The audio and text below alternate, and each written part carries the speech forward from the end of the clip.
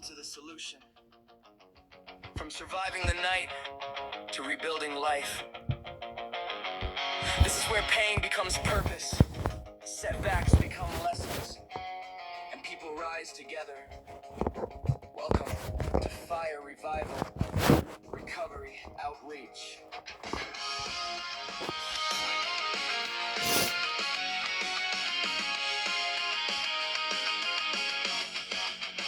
I remember cold nights, long roads, no direction, carrying old wounds, hiding every imperfection, running from the truth, trying not to feel, till the walls came down and I had to get real. Recovery is more than only staying clean. It is rebuilding everything addiction tried to steal from me. Trust, health, faith, family, purpose, and pride. Learning how to stand when fear is living inside. No shame at the doorway, no label on your name. We have all walked through storms, but we are not our pain. Every scar tells a story, every breath is a chance. Every step toward healing is a victory dance. We meet people where they are, not where the world has to be. With compassion, accountability, and belief. From homelessness and trauma to a future burning bright. Fire Revival brings hope back into the fight. When the darkness says surrender, when your past says you are done, hear the voices of recovery. Your new life has begun. Fire Revival, let the healing begin. A new chapter, a new strength within. Rise from the ashes, let your true light shine. One heart, one purpose, one day at a time. Fire Revival, we recover, we grow, planting seeds of hope everywhere that we go. Your past does not own you, your story is not done.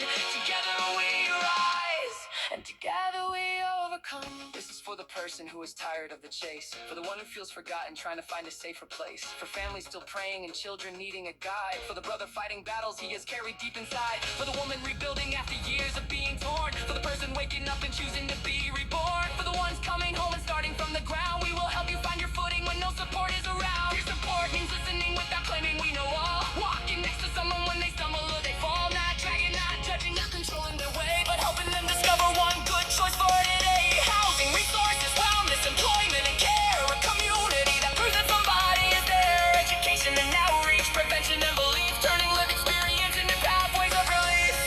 Real voices, real struggles, real recovery. This is the Fire Revival Podcast, where lived experience becomes leadership and hope becomes action. We talk about the truth, not a picture-perfect life. The cravings, the triggers, the pressure and the strife. The days you feel powerful, the days you barely stand. The moments when recovery needs an extra helping hand. We talk mental wellness, boundaries, purpose, and goals. How healthy connection can help repair wounded souls. We talk grief, forgiveness, patterns and change, and how a different future can feel scary and strange. We bring guests with wisdom and stories from the field. People who have faced the fire and found a way to heal. Coaches, counselors, leaders, survivors, speaking clear, breaking barriers created out of fear. We honor every pathway that is healthy, safe, and true, because recovery may look a little different for you. Faith, treatment, meetings, medicine, service, and support. The goal is lasting wellness, not judging the root. We are more than the worst thing we have ever done, more than the battles we lost or the places we came from. We are builders, learners, and leaders in the making. We are proof that a life can change. When one person believes, one door opens, one resource connects, and one brave decision becomes a new beginning. Light the fire of courage, light the fire of service, light the fire of honesty, light the fire of purpose. Not a fire that destroys, but a fire that warms the cold, guides the lost, reveals the truth, and reminds us you are still worthy of a future. Fire Revival, let the healing begin. A brand new chapter, a new strength within. Rise from the ashes, let your true light shine. One heart, one purpose, one day at a time. Fire Revival, we recover, we grow, planting seeds of hope everywhere that we go. Your past does not own you, your story is not done. Together we rise,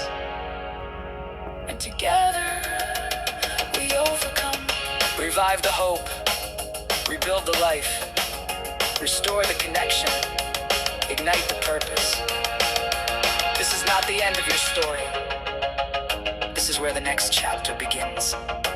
You have been listening to the Fire Revival Recovery Outreach Podcast.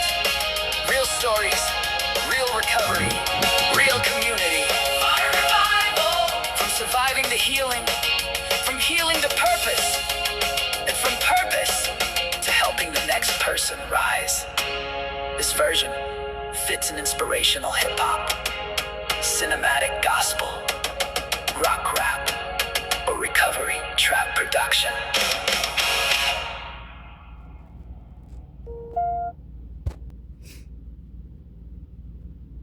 Welcome to the Fire Revival Recovery Outreach Podcast. My name is Mary Schumacher.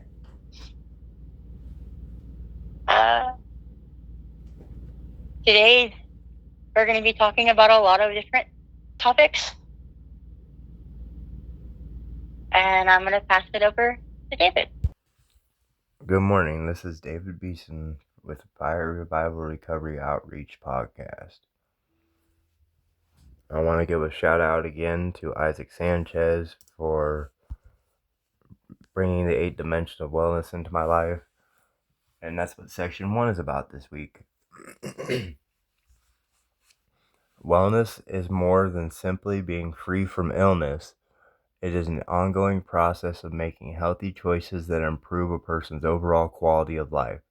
The 8 dimensions of wellness are emotional, physical, intellectual, occupational, financial, social, spiritual, and environmental wellness. Each dimension is connected, meaning that the challenges in one area may affect several areas.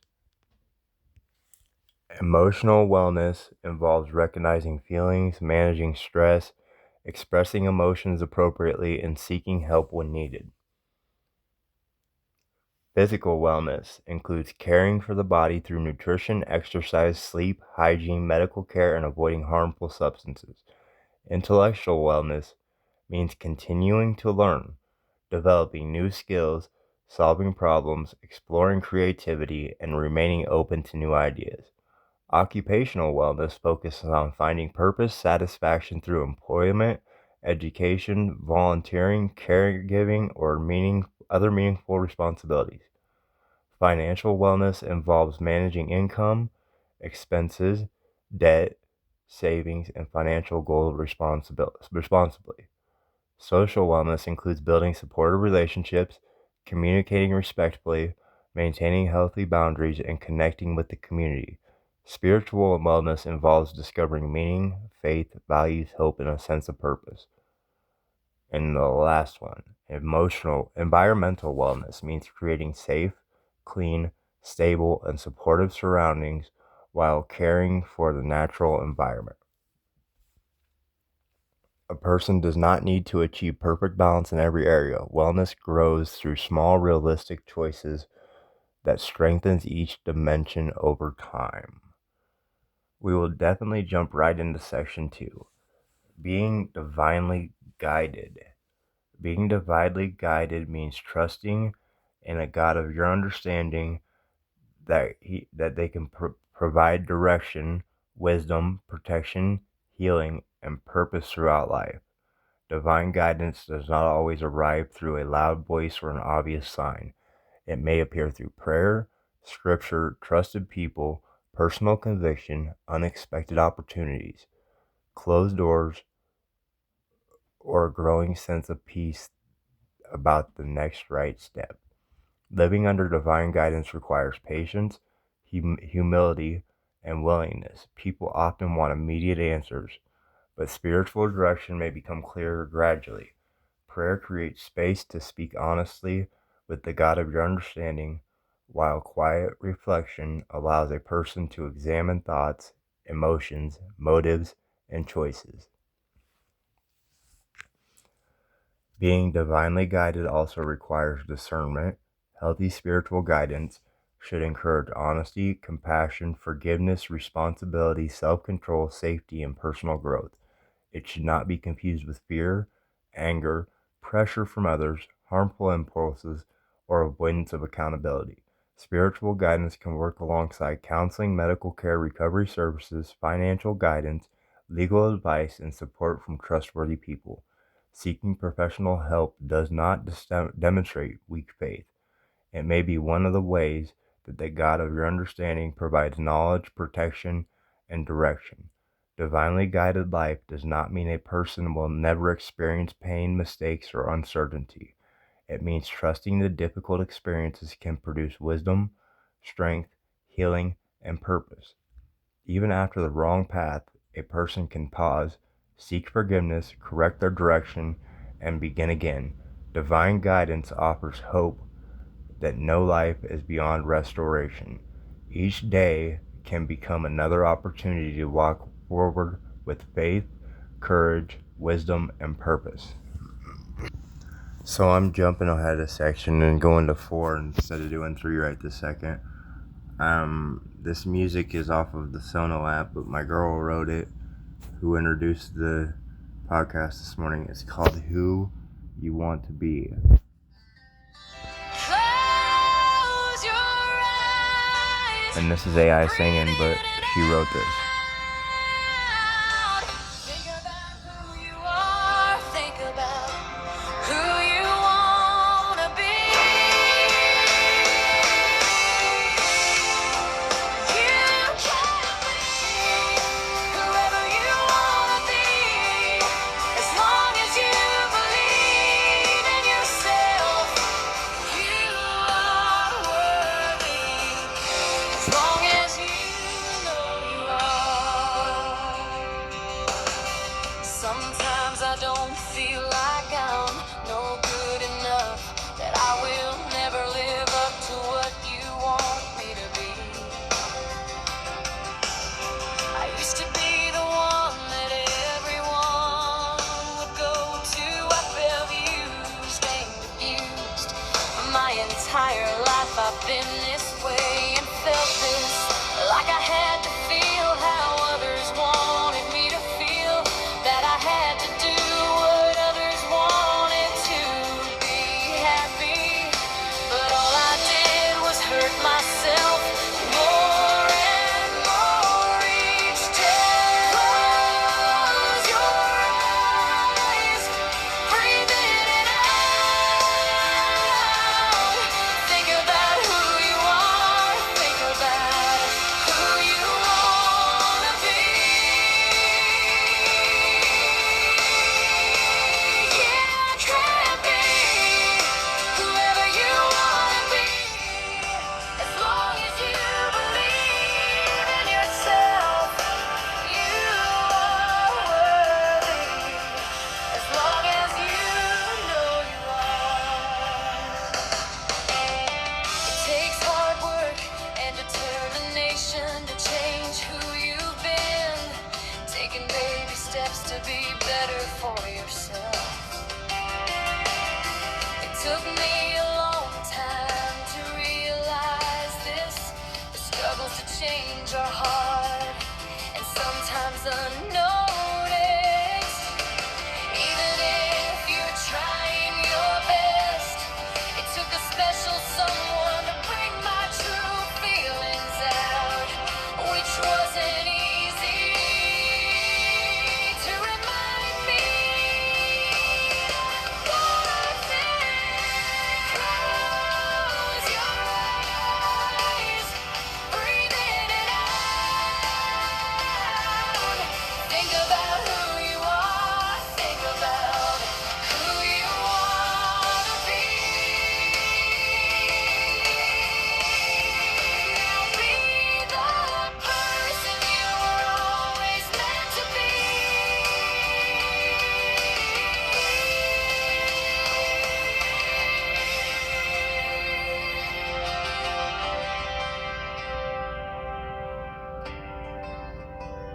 That was by Queen Boo. This is my song called Blood on 16 Baggy. years, glass in the pipe, blood on the money, bodies in my memory, and every shadow knew my government name.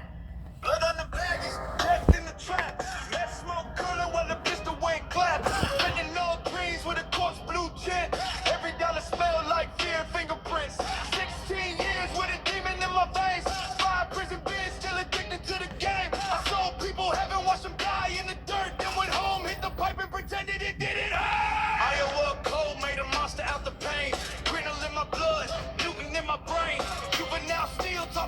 was speech, so I carried that rage everywhere I could reach. Started with the liquor, then the weed got sold, and the crystal hit my bloodstream and my whole heart froze.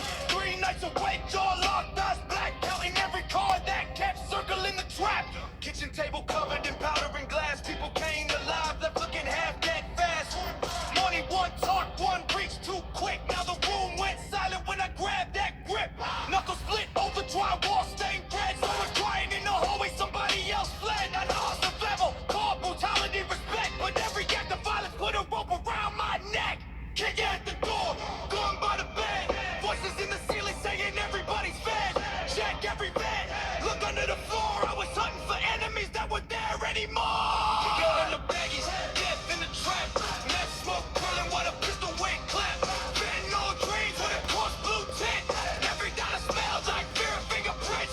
16 years with a demon in my face. 5 prison beds, still addicted to the game. I saw people haven't watched them die in the dirt. Now at home in the pipe and pretended it didn't hurt. Mess mouth, cracked lips, blade in my coat. Paranoia had both hands wrapped around my throat. Thought my own friends were wide, thought the walls took notes. Thought the cops were outside every time a dog spoke. I rip up the carpet, punch holes in the sheetrock, looking for a camera while the whole house detox. One man shaking, one girl turning gray. One more customer swearing they could pay me someday. I saw overdoses happen under flickering lights. People foaming at the mouth in the dead of the night. Cold water, hearts like somebody screaming breathe. Then the room got quiet when the pulse wouldn't speak. No angels came down, no movie scene saved. Just terror in the faces of the slaves that I made. Still I bagged up more, still I answered the phone. Pictures that you made a cemetery feel like home.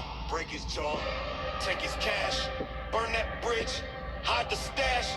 He's a rat, she's a thief. Trust no one, never sleep. 16 years of chemical warfare, bloodshot eyes and violence everywhere. I thought I was fear, thought that made me strong, but fear only lasts till somebody brings a bigger gun. 5 prison rights, steel doors and fights, boots on concrete, screams through the night. Walked out, saved God, walked back, talking sin, same dead man waiting underneath my skin. The Colorado streets gave the knife a new breath.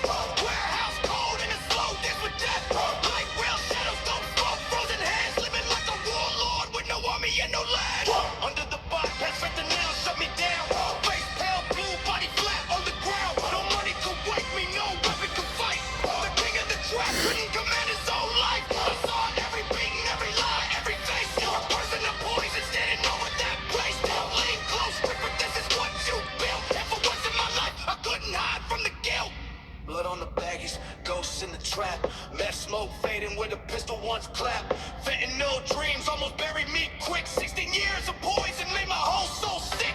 5 prison beds never killed that flame. One dying on concrete made me hate this game. I saw people having fun and came with the hearse. The poison killed them slowly, then it came for me first.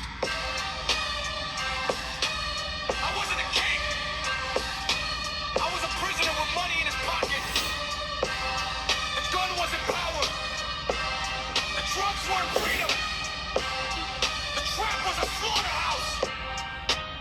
And I was both the butcher and the meat.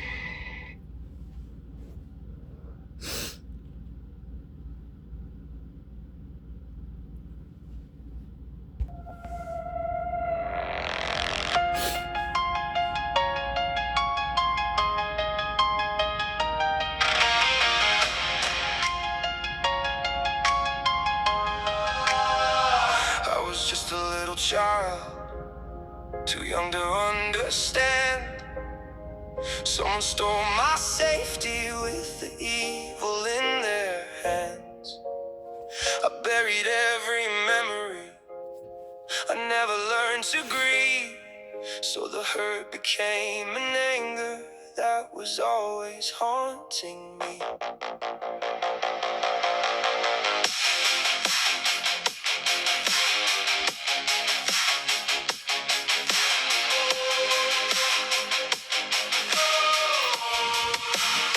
I grew up with a fire that I couldn't explain. Every closed door, every threat brought me back to the pain. I learned to swing first, never let nobody close. Built a heart out of iron, but inside I was broke. I wore rage like armor, kept my fist tightly curled. Thought violence was the only way to survive in this world. From a wounded little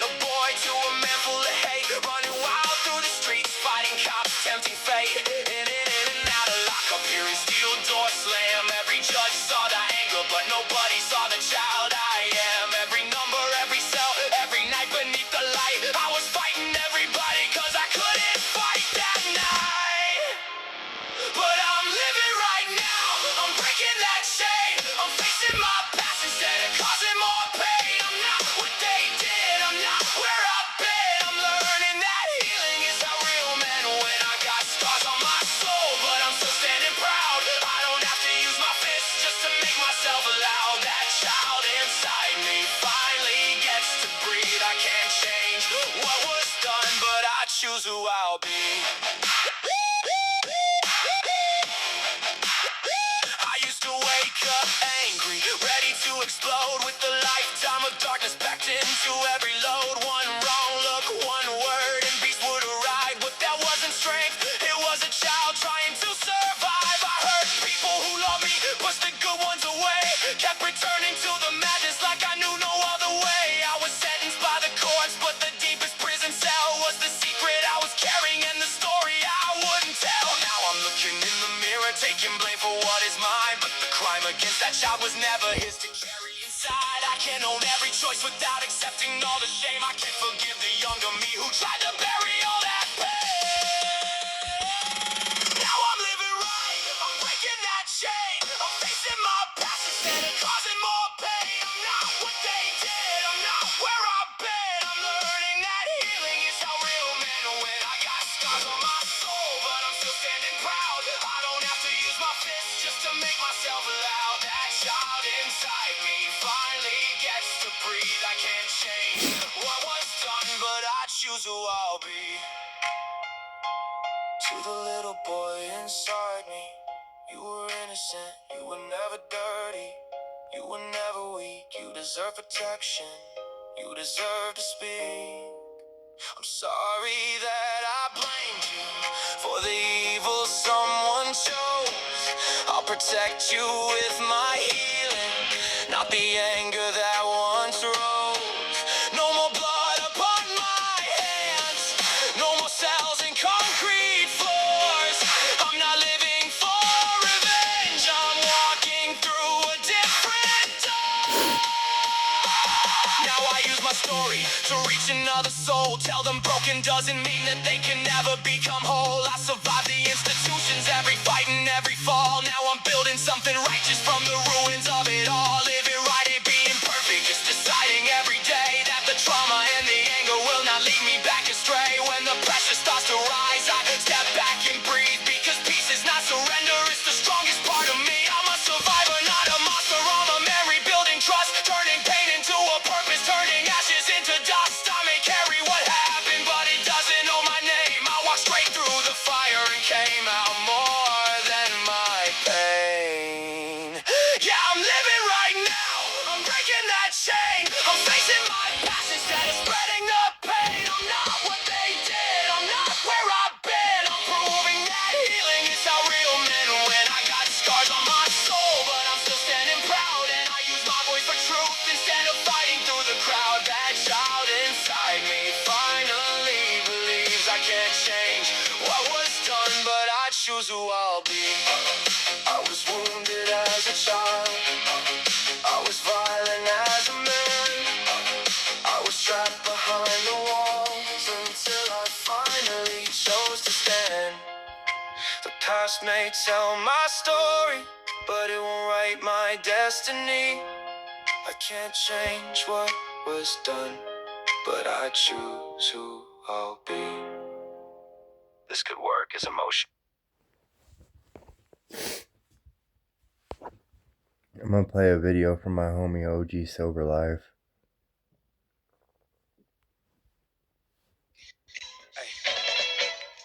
Somebody might need this out there today, man. Look, we all go through some things. Some messed up situation that had you down and out. You need a little bit of inspiration. Holding on to faith, but losing patience and sick of waiting for your breakthrough to come, cause it ain't came, so you irritated. But get what? You just hold on, be strong, and go on and keep your head up. Oh, don't be lagging, don't be dragging, pick your legs up and keep on moving, cause you got it. Only way that you gon' lose is if you stop it. Amen. You really gon' give up on life cause you got pain on you. You think you need an umbrella every time it rain on you? Like you can't handle that little water and you can't weather that storm. See, everybody got a purpose from the day they were born. You gotta pick up the pieces. You can't be stressing. It's a blessing inside of every lesson if you detect it. And God gave me a gift to give you the message, and you gon' receive it long as you listen and let me tell it. Don't lose focus and don't go for whatever. You gotta prepare to fight and go toe to toe with the devil. You gotta know how to stay high at the lowest of levels, and you might be down at the moment, but you know it get better. Hey, I know a woman who was down on life and giving up. Whether she live or die, she really didn't give a fuck. But all she needed was somebody to lift her spirits up and say I love you, cause she never really heard much. One day we talked, she said she contemplating suicide. Shit was so serious to the point she need be supervised. I paint a different picture for it and made her scrutinize and realize the resources she could utilize. Don't let the moment get the best of your homie. Don't let it get you out of whack and make a mess of your homie. Hey, give it your all and nothing less of your homie. And I'm only telling you cause I want what's best for your homie. Hey, you better believe it ain't gonna come to you easy, but as long as you put in work, it's gonna be worth the achievement. Cause what he got for you, we got for you. Can't nobody take that away, so by having faith to do a lot for you. And quitting something is one of the easiest things you can do. But don't be selfish if it ain't only affecting you. And what don't kill you make you stronger, even if it hurts you. Just keep in mind it's always somebody that got it worse. Really, I'm just saying all of that to say this here. Whenever you feel like you down, then you just play this here. And just make sure that you take heed to everything you hear. One thing about life, the devil always try to interfere. Just keep your head up. Hey. Hey. That was shared with me by OG Silverlife off of Facebook. I'm gonna pick out one more video to share off from him. Even though it's just fucking words right now, it's still very meaningful.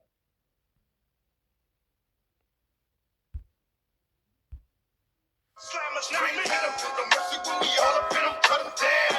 To hell is where we send 'em. My whole team train to explode, ride or die. Lord, them motherfuckers lyrically, and I'm not gonna cry. Me, a born leader, never lead a block. Slammers, now we hit 'em. The mercy when we all up in 'em, cut 'em. I shared off of Facebook too, and I mean it kind of hits with all different aspects of life. And I just want to give a big shout out to OG Silverlife. Big shout out to Preston Schumacher, my girl's kid. I kind of consider him my own too, but I want to give him a big shout out for the effort he's putting into his life and tell him I'm proud of him. Now we're going to go into section 3. How Colorado's cultures connect in recovery.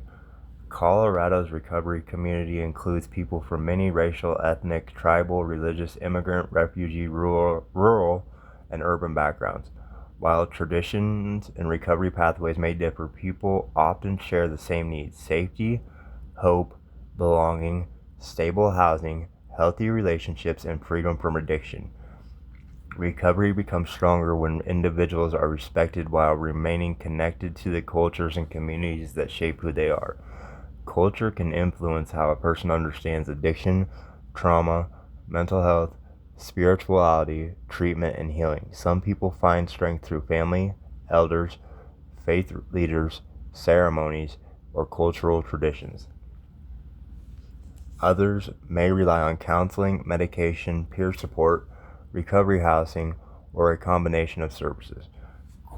Culturally respectful recovery means listening, avoiding assumptions, and allowing each person to choose the supports that are meaningful to them. Peer workers, families, and community organizations help connect Colorado's cultures in recovery. They may provide encouragement, transportation, meals, childcare, housing leads, employment connections, spiritual guidance, and accountability. Language access is also important.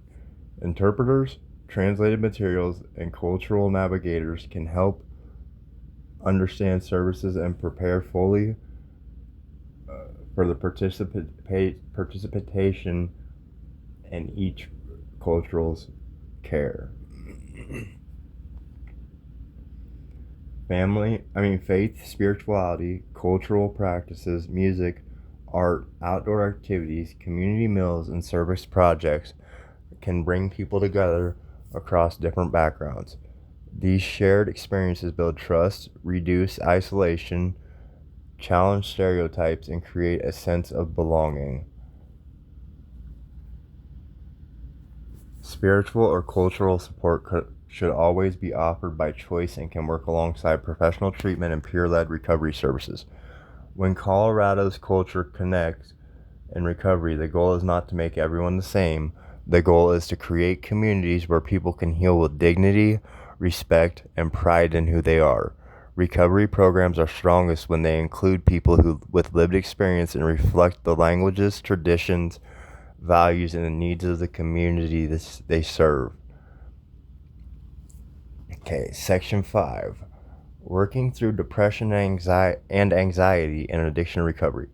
Depression and anxiety can make addiction recovery feel overwhelming. Depression may cause hopelessness, low energy, loss of interest, guilt, or difficulty concentrating, while anxiety may cause constant worry, fear, restlessness, tension, or panic. Experiencing these symptoms does not mean recovery is failing or that a person is weak. Mental health concerns and addiction can occur together, and both deserve proper attention. The first step is being honest about what is happening. A person can speak with a counselor, medical provider, or peer recovery coach,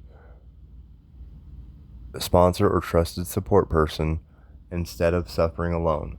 Depression, anxiety, and addiction should be addressed together. Treatment may include counseling, recovery services, support groups, medication prescribed by a qualified professional, or a combination based on the individual's needs. Daily structure can help when emotions feel unmanageable. Simple goals such as getting out of bed, showering, eating a healthy meal, attending an appointment, taking a short walk, praying, writing, or calling a supportive person can create forward movement. Recovery does not require completing everything at once.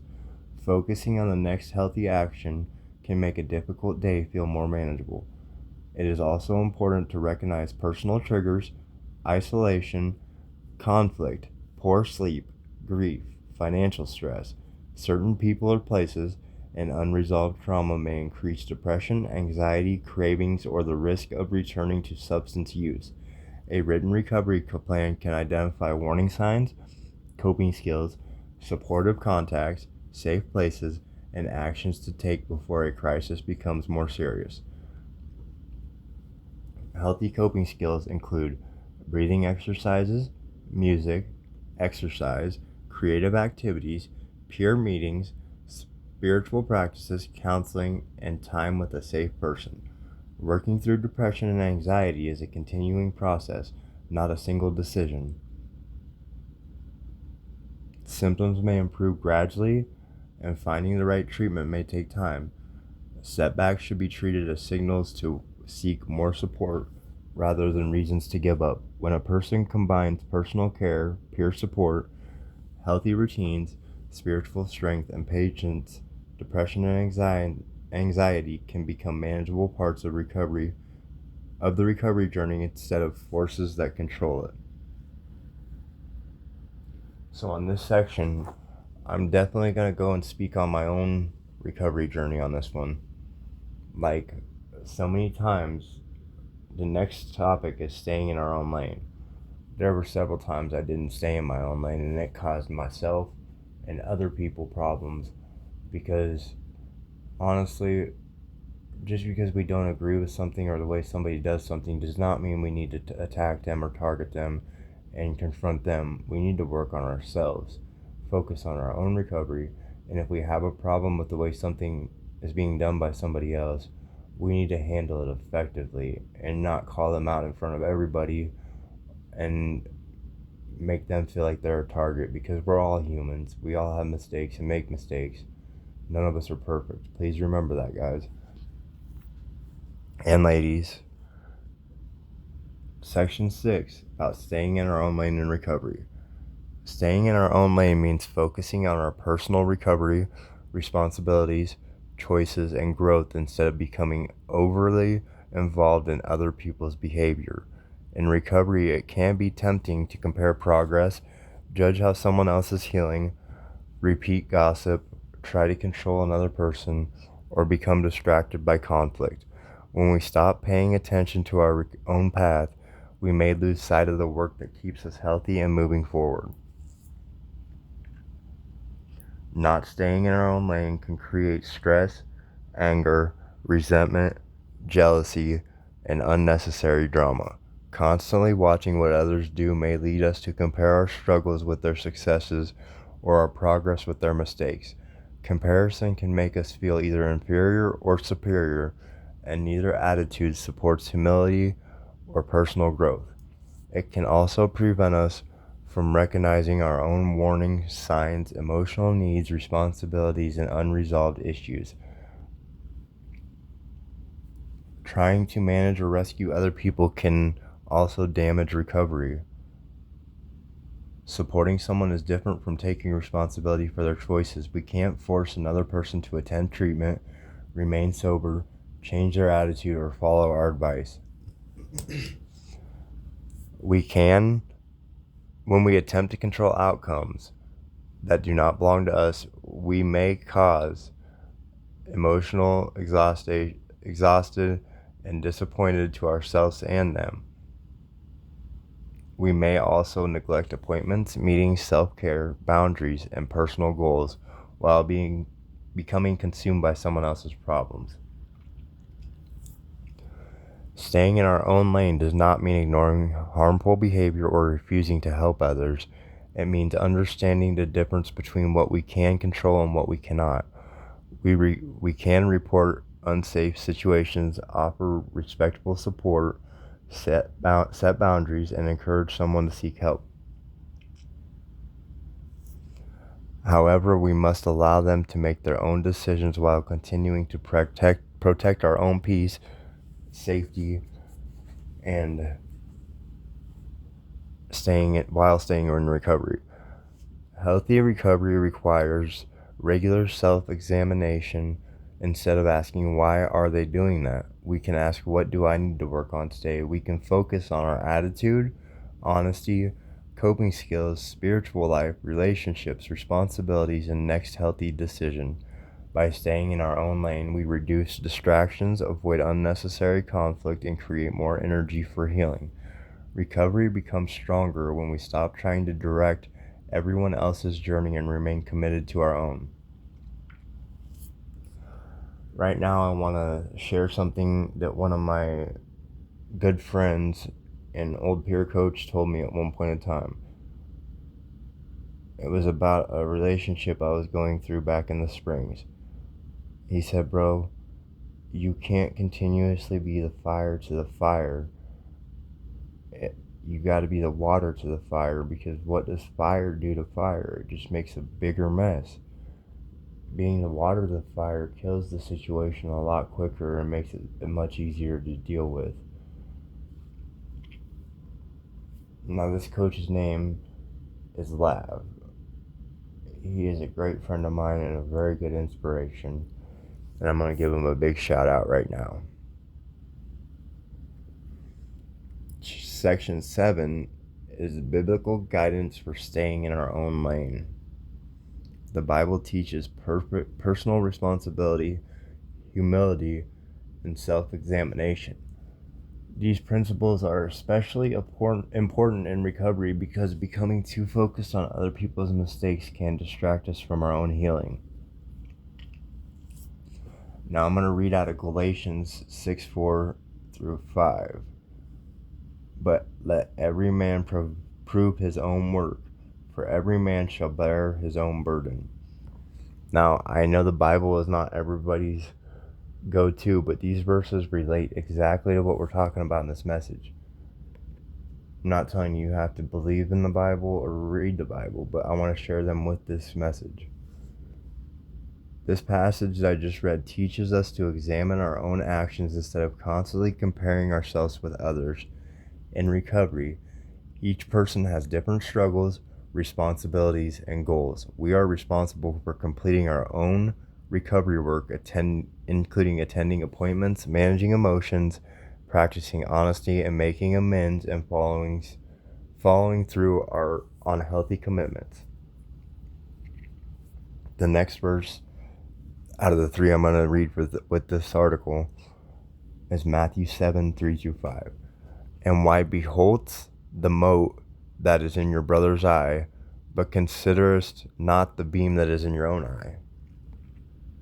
Now in the Bible, Jesus warns us that focusing excuse my verbiage today.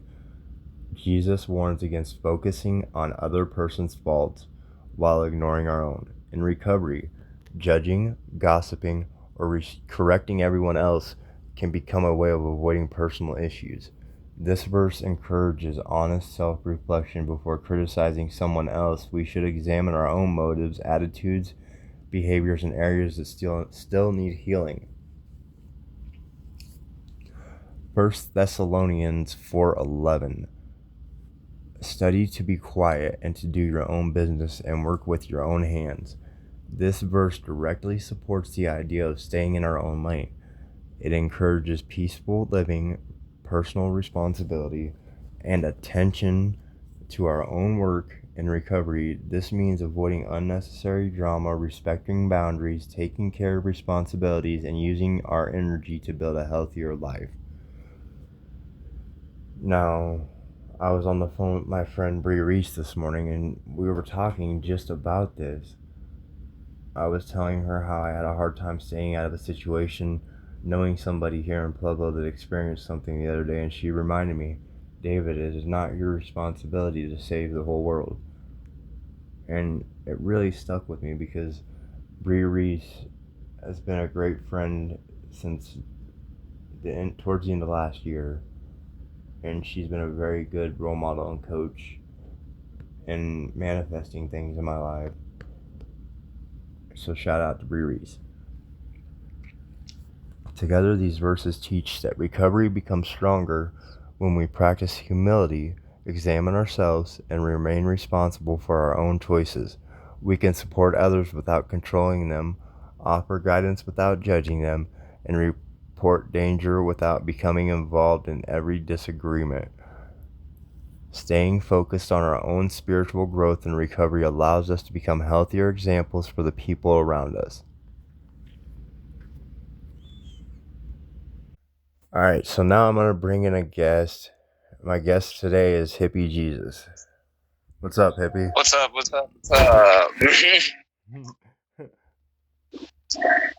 Oh, so how's your day been so far? It's been good. I woke up with some depression this morning, and then my girl had to bring me out of it, and it worked out pretty well. I just had to be reminded that I was worth it. I get that.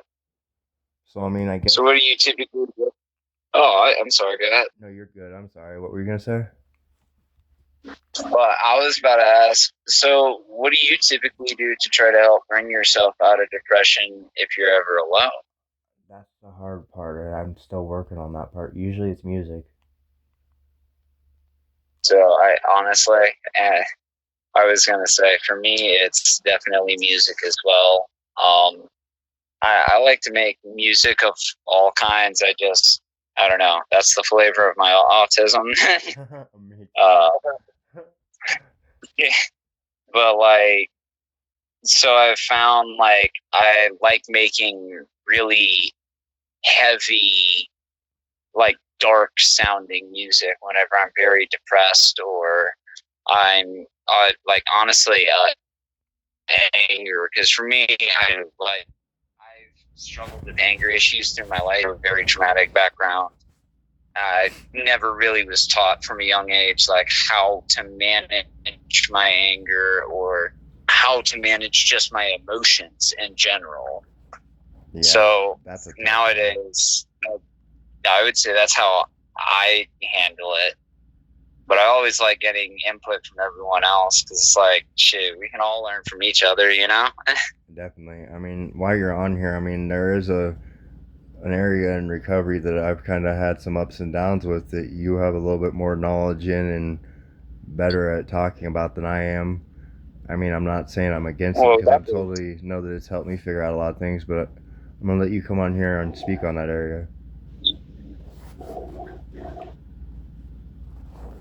I'm sorry, can I have you repeat that? There was a loud car that drove past my RV, and damn, I cannot hear shit. So basically, you know, the area that I've had ups and downs in, and I'm still saying I'm for it because, I mean, it does have uses, but I'm going to let you come on here and talk about it because you have more knowledge in that area. Alrighty. What's the topic? Psychedelics, bro. Oh, boy. Now we know Hippie likes his psychs. So, first thing I want to say, just to anybody who may be listening, first and foremost, y'all, it's 2026. I wish it was the 50s, 60s. We could just be, you know, carefree hippies. The world has changed, and it will continue changing. This being said, you don't have to get caught up in that change. You have to be intelligent. Test your psychs. I'm namely pointing more towards some of the other touchier, you know, psychedelics. It's kind of hard to go wrong with shrooms. But first and foremost, I would say if you're thinking about doing something like that, definitely test your shit. The whole thing with psychedelics is, in my experience and from what I can say from my own life and how they've impacted my life, I can honestly say that psychedelics have not fixed my life at all. I fixed my life. I was the one that decided, yeah, I don't like who I am. I need to try to be a better person. I need to fix a lot of things. I need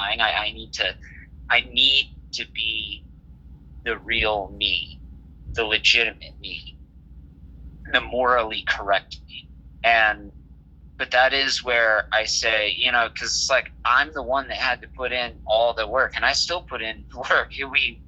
We're all gonna always put in work, you know. None of us are fucking perfect, you know what I mean? Like, but where I credit psychedelics is, truth be told, I truly, honestly don't know that I would have ever realized how much of a piece of shit I was becoming unless I had taken psychedelics. For me specifically, it was lysergic acid diethylamide, LSD. But it made me realize when I had that experience that I was not a very good person.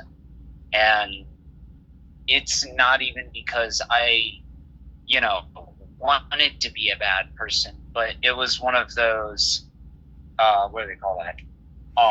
Epiphanies? Product of your environment situations. And so this is why I talk heavily on like managing emotions, and because it's like, if you're like me, you come from really severe trauma and PTSD, then, and you don't have a way to cope with it, then you wind up just kind of outwardly exploding in many different ways towards others. You start subconsciously using people without thinking about their feelings. You start becoming selfish. You like, everything becomes so material because at the end of the day, you're trying to comfort yourself. And that's not a bad thing, but the byproducts of it, selfishness and the materialism, those are negative. Those are the things to try to let go from. And so it's one of those things where it's like, I don't know that I would have ever actually realized that unless I had my first trip. But since then, yeah, no, it's completely been up to me. Every day we're faced with choices. I have have to choose every single day when I wake up in the morning. All right, am I going to try to abide by my moral guidelines and try to be the best person I can be today? Or am I just waking up saying, I don't give a fuck, I'm gonna fuck bitches, get money? Hey, you know what I mean? Not to be I super think vulgar, my apologies. I think we both You come know what I from them mean? kind of past though. So I mean, it's not really being too gory. It's just being brutally honest. I'm a very blunt person. I guess God just rolled me that way. All right. Oh shit, I miss you, bro. Hey man, I miss you too, fam.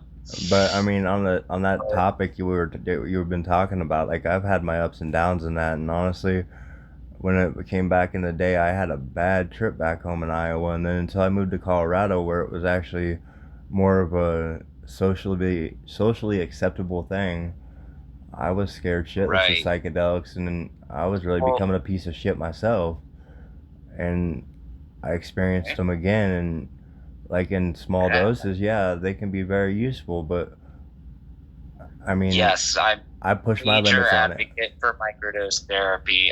Don't get me wrong, macrodosing and just, facing a friggin' strip or so to the face, or a whole quarter ounce or a half ounce of mushrooms at a time. Oh yeah, incredibly fun. Can be a little scary depending on how experienced you are, but Yeah, I remember my last one. I fucked my here's- ankle yeah, up on a this is skateboard. also- well, if I may, this is also where me personally, I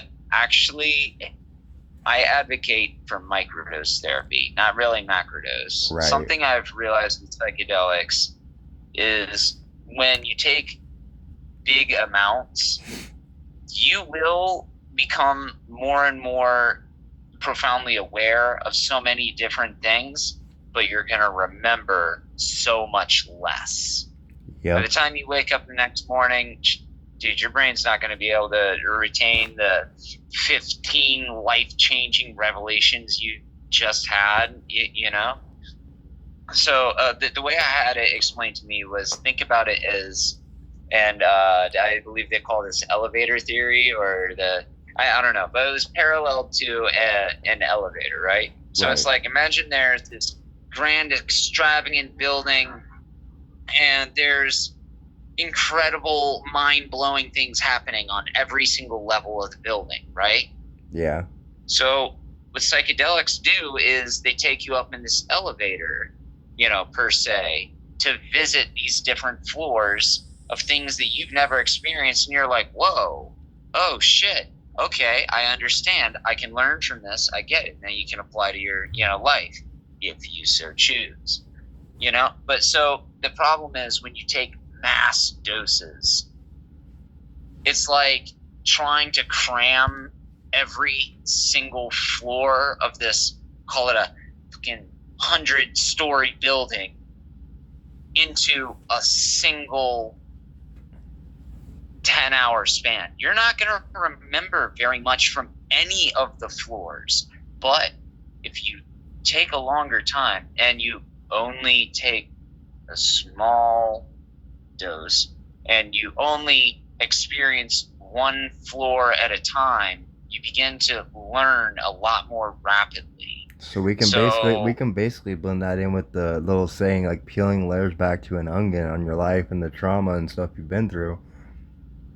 Yes, yeah, quite literally. Because honestly, at the end of the day, that's usually what those levels pretty much are the different toxicities of traumas that we've been through, and it's us trying to mentally process that, along with our views on our own spirituality, whatever that may be.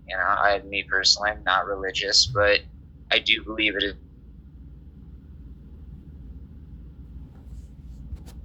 Are you there? Man, fucking institution, or a church, or and no disrespect to any of them, but my personal opinion, like, you just have to come to having a relationship with your understanding of your higher power, because at the end of the day, like, your higher power's got to care about you, right?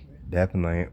I mean, we're Why the like, hell else would he allow you to be here? like honestly, And that's a concept I've struggled with for honestly my entire fucking life.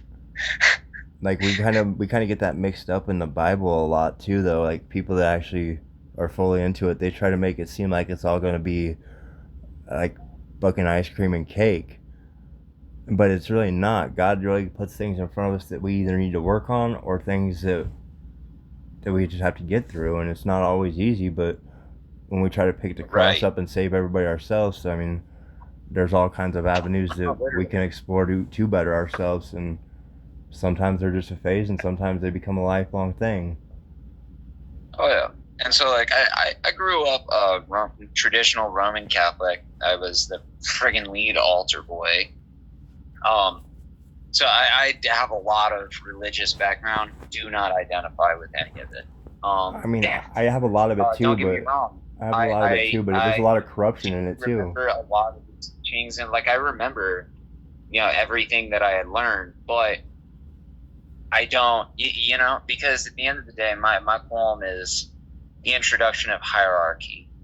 Yep. In and correct me if I'm wrong, but I'm pretty sure somewhere in the Bible it even says if the blind lead the blind, they fall into a hole, right? It does. Well, what makes that priest or that preacher or etc. qualified more than you or I to preach? And Well, you know what I mean? I get where you're So coming why- from, but honestly, also in the Yeah. Bible, it talks about, you know how it says to offer your first son?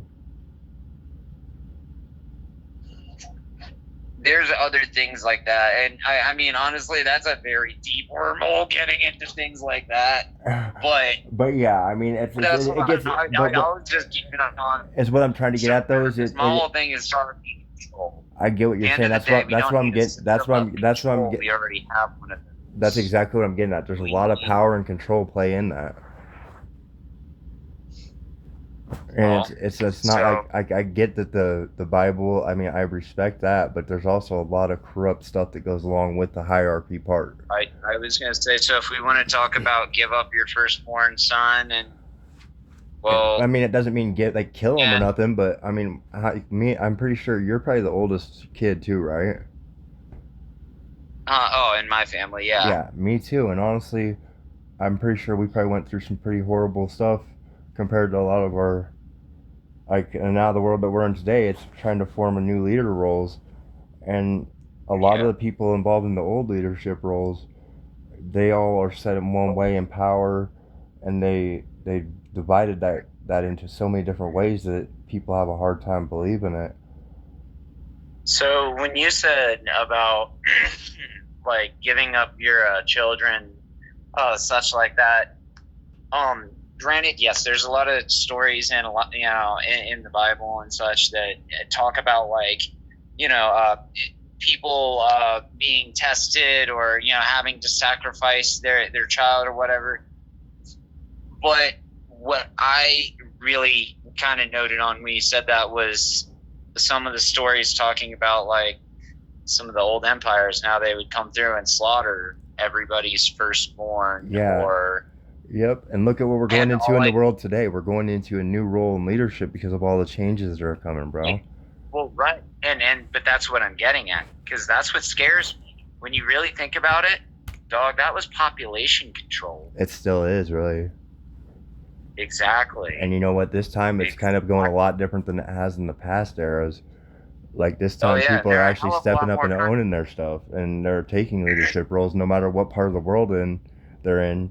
And we all have connection. We And don't the dog on worst each part other. is they've been experimenting on how to do this more and more recently. And well, I shouldn't even say more and more. They've always been doing experimenting on us and trying different societal concepts. Yep. Like the COVID but, shots, and like, now Bill Gates buying up what all the scares water. me is they're not even trying to hide it anymore. Fuck, look at COVID. Yep. That was both a social experiment and And population apparently, control. Bill Gates just bought up all the water supply too.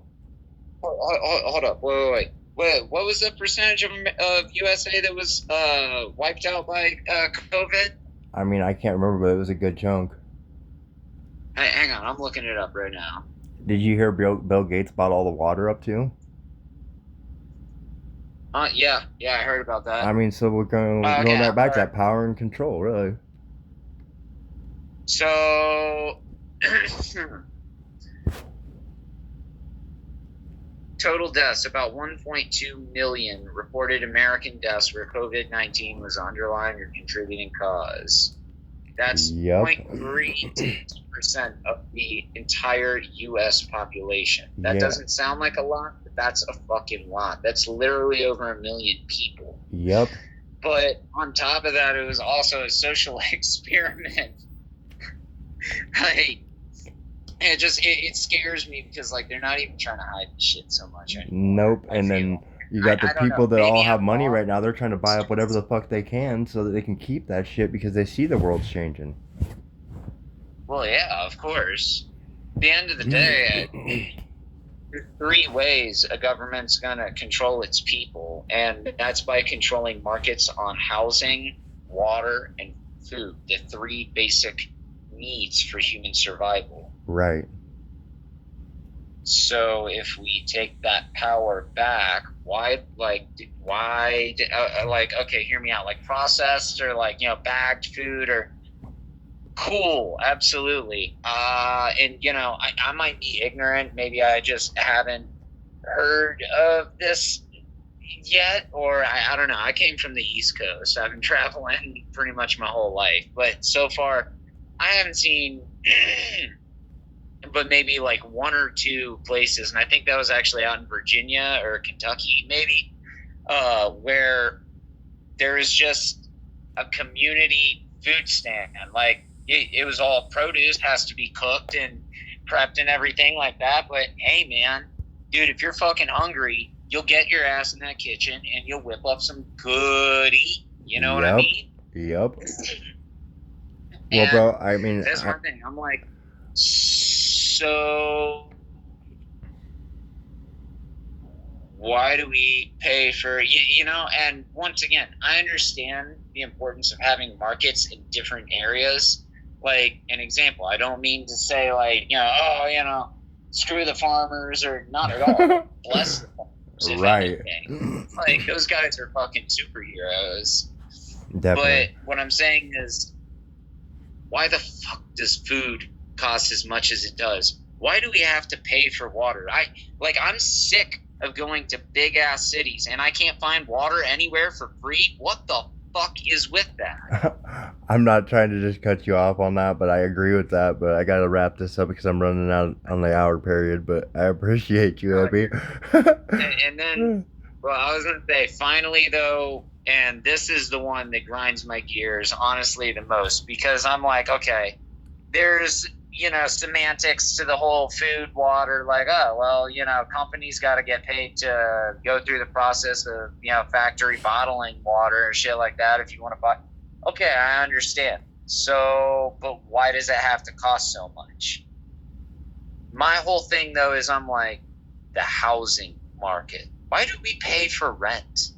Why the fuck do any of us pay for shelter? When it's a basic need. Literally.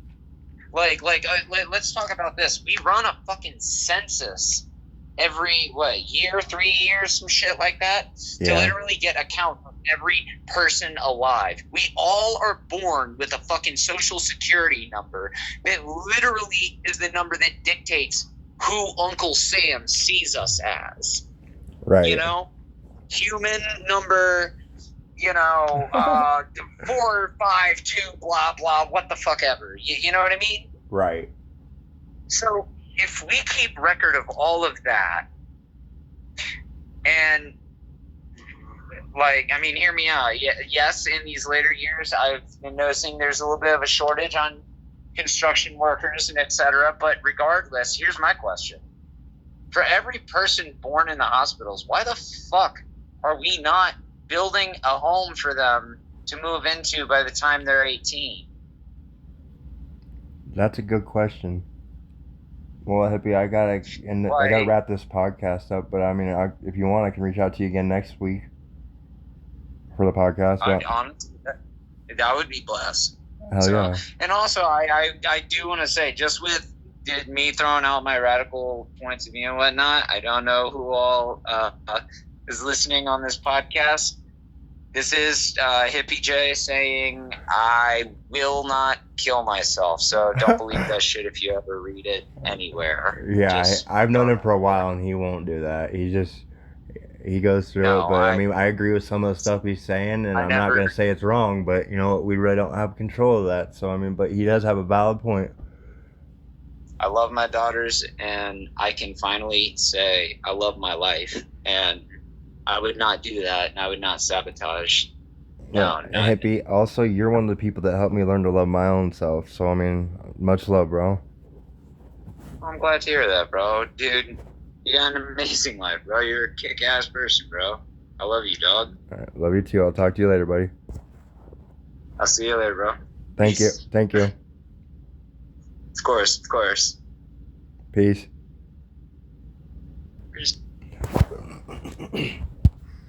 All right, so now I have one more guest to bring on.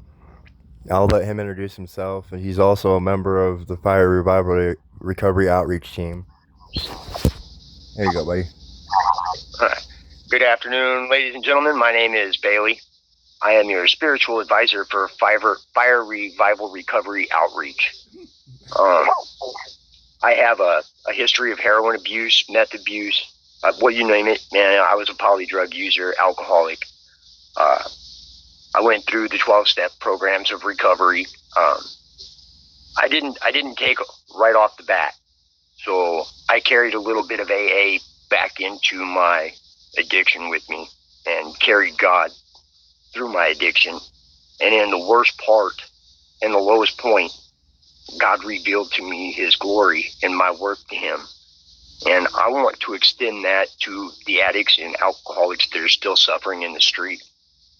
For me, it's important that they know that their worth to God is just as much now as it would be in the future if they were clean, and that he wants them to come to him immediately, and that he will help them through whatever means necessary to get clean, to get sober, and to walk in the way of righteousness. Now, a lot of people can't just stand up and walk on their own. They need their brothers to help them, and that's where the revival outreach comes into importance. These people are here to show you the way that we used to get out of our addiction and into recovery. These guys are willing to help you walk through steps, to clean your yard, to sweep your street, and to stay in your lane. My job is going to help you build your relationship with the Lord Jesus Christ and peel away the things that the Holy Spirit doesn't want you to have interfering with his interaction with you. It's important that you feel safe in your recovery. It's important that you feel noticed in your recovery. And these are the things that I myself and our friends at Fire Revival are going to help you with, going to offer you. It's my hope that you don't wait a moment to find out how important these moves are. I pray for you every day. Well, I've never seen your face, but you're in my heart. And I hope that you take your blessing today and reach out to us soon. I love you. God bless you. Thank you. Thank you for introducing me. You bet. I mean, I appreciate you coming on here, and you've been a major help and resource in my recovery in the last couple of days that we've been talking. And bro, I mean, for some reason when God put us on each other's paths, I felt safe around you and enough to open up with you, and I appreciate the fact that you put us on each other's paths. That what you felt, that's the Holy Spirit. That's God's light shining, man. That has nothing to do with me, but thank you, brother. That's God's light shining, and that is an offer to everybody, man. Everybody can have that light. Everybody can have that peace, man. Thank you, bro, and God bless. God bless. So we're going to wrap this up with Section 8. Moving forward in recovery. Recovery is not built through one decision or one perfect day. It develops through repeated choices that support healing, responsibility, faith, wellness, and personal growth. The lessons in these sections show that recovery involves the whole person. It includes caring for the 8 dimensions of wellness, seeking divine guidance, respecting cultural differences, using music and healthy activities, addressing depression, anxiety, staying focused on personal responsibilities, and applying biblical wisdom or spiritual wisdom to everyday life. Every person's recovery journey is different. Some people may progress quickly in certain areas and struggle in others. Growth does not require perfection. It requires honesty. Oh, sorry, I ate some chips and now I'm all salty. Honesty, willingness, patience, accountability, and the courage to keep moving forward. Difficult days, emotional setbacks, cravings, conflict, and uncertainty do not erase progress. They can become opportunities to ask for help. Use healthy coping skills, strengthen boundaries, and return attention to the next decision. Recovery also becomes stronger through connection. Once again, the opposite of addiction is connection. Supportive peers, family members, counselors, spiritual advisors, medical professionals, recovery groups, and community organizations can help people remain encouraged and accountable. Asking for support is not a sign of weakness. It is a responsible step towards protecting recovery and building a healthy future. At the same time, each person must remain responsible for their own choices and avoid becoming distracted by comparison, gossip, or attempts to control others. Faith can be provided through the hope in the future.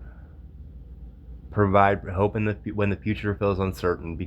Being divinely guided means continuing to pray, seek wisdom, examine personal motives, and remain open to correction. God can use painful experiences, past mistakes, and unexpected challenges to develop wisdom, compassion, strength, and purpose. A person's past may help explain their journey, but it does not have to determine their future.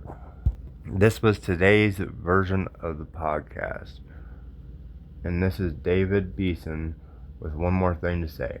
The goal of recovery is not to simply stop using substances. It is to build a meaningful life with stability, healthy relationships, purpose, dignity, and hope. Each healthy choice becomes a part of that foundation. By caring for ourselves, respecting others, staying in our own lane, accepting support, and continuing to grow spiritually and emotionally, when we can move forward one day and one decision at a time. Thank you for joining in on our Fire Revival Recovery podcast today. You got to meet a couple members of our team and enjoy a great podcast on the recovery community today. Have a great day, y'all.